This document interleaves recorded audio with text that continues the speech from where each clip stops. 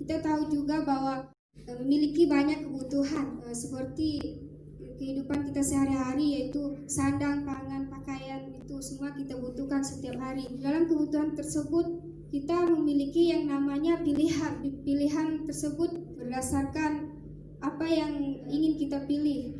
Saya sendiri secara pribadi terkadang dalam memilih sesuatu itu saya bingung, apalagi dihadapkan yang namanya pilihan antara yang baik dan yang terbaik. Saya bingung harus memilih yang baik gitu, atau yang terbaik.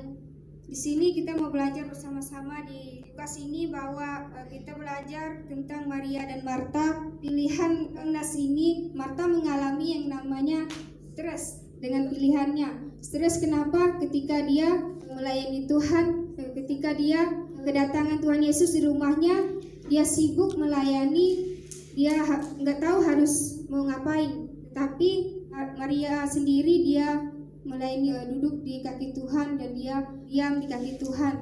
Marta ini sibuk melayani dengan menghidangkan makanan seperti yang dilakukan oleh orang-orang Yahudi. Ketika ada tamu datang, mereka harus memesan makanan untuk tamunya yang terbaik.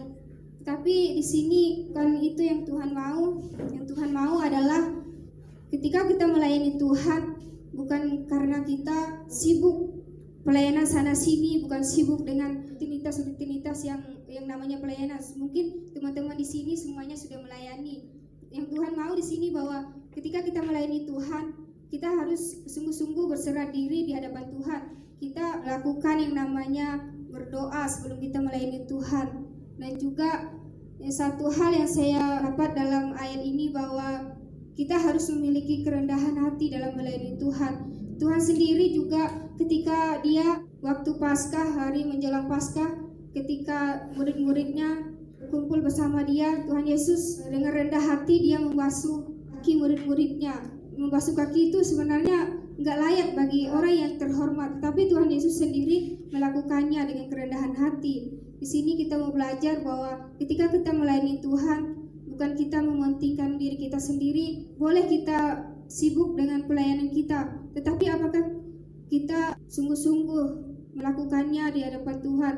Terkadang orang berkata, saya sibuk melayani, saya sibuk ini, itu, pergi sana, pergi sini. Tapi sebenarnya kita bertanyakan terhadap diri kita masing-masing, apakah ketika kita melayani Tuhan, kita sungguh-sungguh, kita rendah hati, merendahkan diri kita di hadapan Tuhan.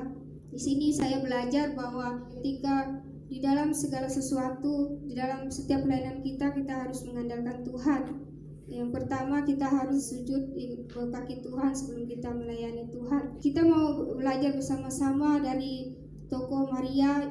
Tuhan Yesus datang ke rumahnya, bukan dia sibuk, tapi dia benar-benar melayani Tuhan, dengarkan setiap perkataan Tuhan. Kita sama-sama melakukannya dan kita mau mengikuti apa yang Tuhan mau dalam setiap kehidupan kita. Mungkin ini yang dapat saya sampaikan. Mari kita bersatu di dalam doa.